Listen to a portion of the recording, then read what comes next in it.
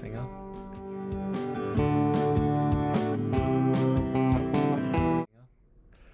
Hey guys, Mike from Mike and Sam here. So let's start nicing this up right. Actually, we'll start even further up in the corner at live. And if you go to live, preferences is where we want to be at. So if you ever plug in a mic and you want audio to go through that mic, you have to come to preferences and you have to change it. So this is the mic that I'm using today.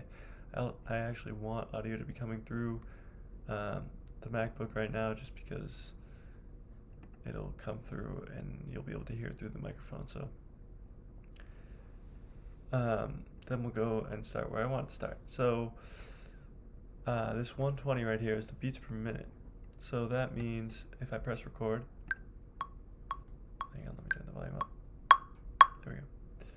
So if I press record, turn this thing on, I'll get to that in a second, and drag up, it'll go faster. If I click on it and drag down, it'll go slower. So we'll go up first. Then it'll go slower if we drag down. This is around the range where my songs are at, but it can go even slower. If you have a song at 40, geez, it's the slowest song of all time. We'll get back up to 120.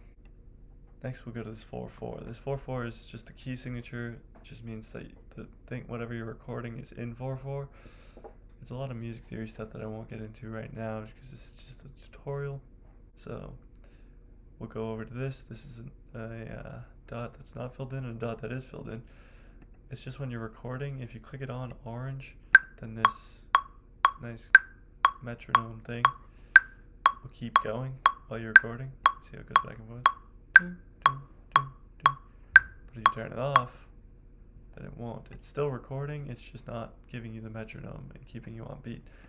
This is very helpful to keep on if you're recording like a piano or something, just to make sure you're on beat at all times. But if you're recording audio, it's kind of just annoying to have it on. If you go to the arrow next to it, you have three things: count-ins, sounds, and rhythm. So a count-in is just how many measures it counts in. Right now it's on 2 measures, so you have 1, 2. So you can change that to 1 if you want, or 4 if you want, or none. Depends on how far you have to run to get to your microphone. Kidding. So sounds is just the sound it makes. Then you have rhythm. This is just when it clicks. So if it was 1, then it would click at the first beat. Auto just clicks at every beat and like emphasizes the first beat. We're gonna move over to this thing here. So it's already orange. So this keeps you on where you're recording. So let me explain that better. So these horizontal lines here and these vertical lines here are different menus. So right now we're looking at the vertical menu, which everything is upright and vertical like this. So if we go to the horizontal menu, we have this. It's the same setup almost, just that way. So if we press play and zoom in a little bit, this will follow this line where you're at. So it follows where you're recording. So it's at 10 seconds now. So well, now it's at 2 seconds, but it'll record to 4 seconds. It'll follow it to 6 seconds. But if you click this off, it'll record and it'll go by the recording. That's good if you're like trying to edit a certain part in your piece, and then if you click back to it, it'll go right back to it. That's just what that does. We'll go back to this vertical menu first to explain some more. So you have 4 different tracks open when you start Ableton. 2 of them say MIDI. If you don't know what that means, it's more like you have a MIDI keyboard. It's like a keyboard that plugs into your computer that can make any noise you want by doing a different sound over here in the categories. An audio track is what it says. It's an audio track. It's your vocals and you're recording a live version of a piano or a live version of a guitar that's under an audio track. We'll start with the MIDIs and we'll go to a sound. There's plenty of sounds that you can choose from. You can choose like a bell or something. You can choose a guitar if you want, but I like live guitars better. But you can choose a mallet. We just did a Christmas song and we used this. Actually, so it's a nice melody sound. But I always use piano. I always use I don't know the alphabet. G, grand piano. So that you have the piano. And if you come up to this, see how there's different tracks here? So you can create as many MIDI clips as you want. So if you right click on here, or double click, whatever, and insert a MIDI clip, then down below here you'll get a keyboard. And you can just randomly click in, you gotta first turn on the pencil up in the top right corner. Then you can click in, pencil in as many notes as you want, wherever you want, and you can create a song in 2 seconds. It might not sound good, but it's still a song. Let's see. Let's play my nice song.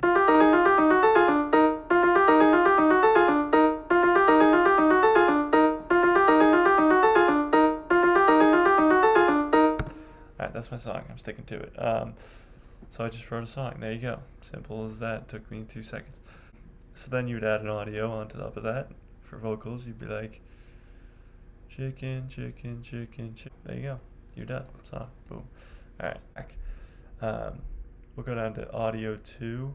So this is just where it's sending your audio to. Sorry.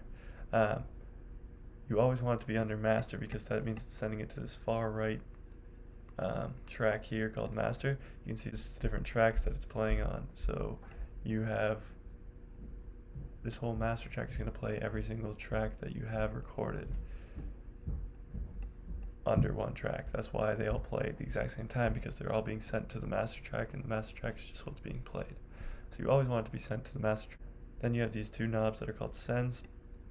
One says A and one says B. If you look over here, you have A reverb and B delay. We won't get into what reverb and delay are right now because they're pretty big topics. This is just a tutorial, so we'll leave those be, but you can tell that it I'm going to delete that terrible audio first. But you can tell that it changes the sound. That's what the reverb does, and then the delay makes it kind of just duplicate.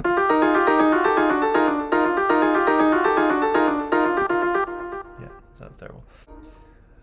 Then we'll come down to here. It's negative 7.03. That's just how loud the piano gets. And if you use this lever on the side here, you can turn it down. So like this. We'll put it back up.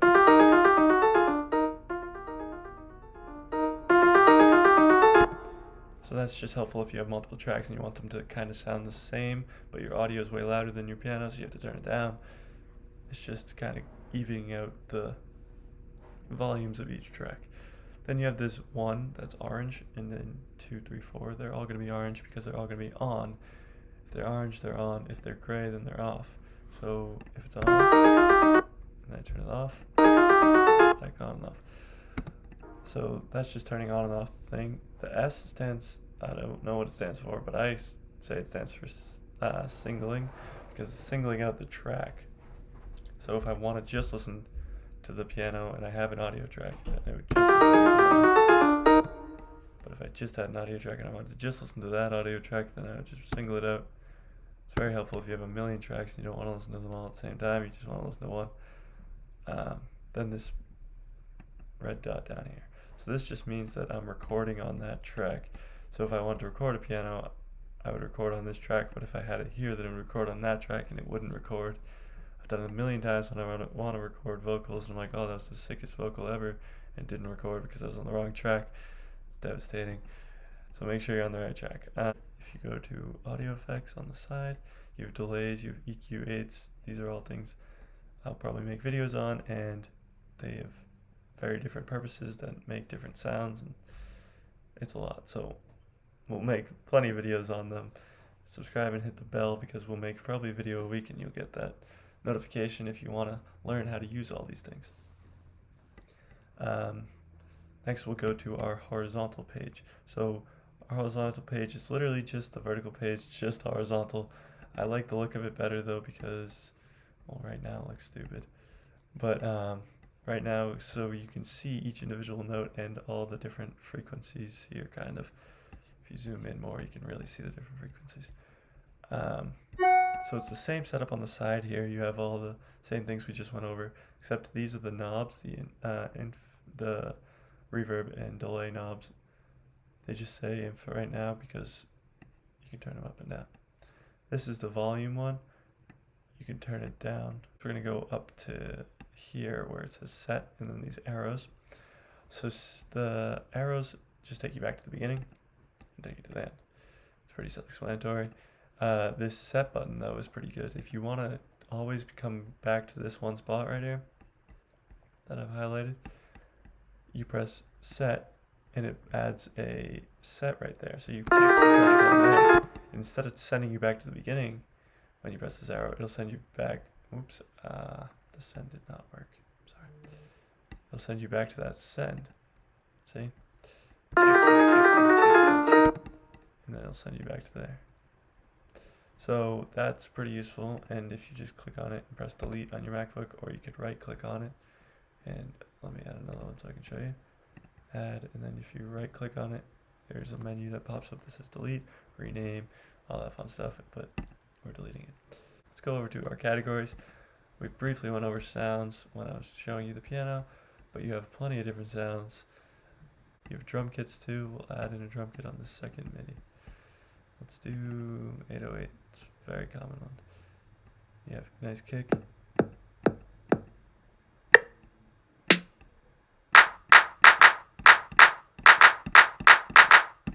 Then you can add drum hits, which are just individual, like you can add a kick, and it's just that one kick that'll play over and over and over again.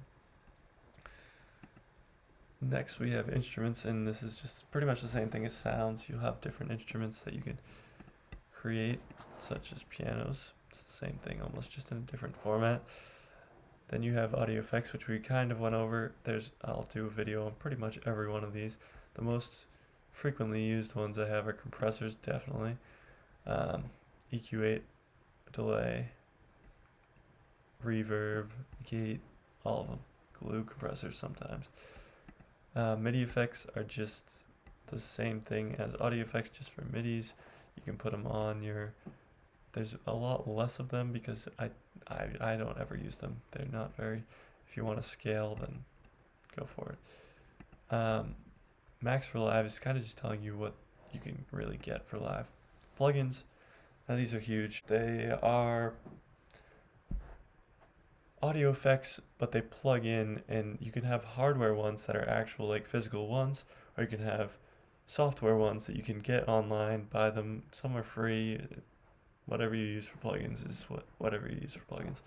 I'll do plenty of videos on different plugins and why you should get them and why you shouldn't get them. But plugins are very huge because you can just download them online, drag them in, and they make a difference, a huge difference. Clips are different clips that you create throughout your recording thing. If you delete something, it could probably still be in your clips.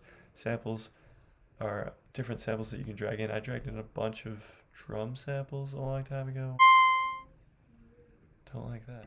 Also, I briefly touched upon this nice pencil in the top corner. It lets you, if you go into here, add or delete notes. If you turn it off, then you can't, and it'll just be the cursor, and it'll take you different places. So that's pretty much it. That's the basics of Ableton Live 10. Definitely recommend buying for any musicians. You can create a song in one day, record the song in one day, release it, and have millions of people listening to it before you can say, hey, I recorded the song. Alright, that's it. Make sure you like and subscribe below. Hit the bell. Hopefully every week, if not every other week, there'll be a new video on everything, on mixing, on mastering. If you don't know what those two words mean, you're in the right place. We'll have plenty of videos on both of those things and how to upload them, what distributors to use, what distributors not to use. I've used plenty of them and got screwed by plenty of them. So helper to stop you from making mistakes that I made that are easy ones to not make. And I'm here to help you, and this is my first step to helping you. So Ableton Live, it's definitely worth the $600 because I've made way more than that off of it. And it's a one-time payment, so I definitely recommend. Alright, that's it. See you guys next time.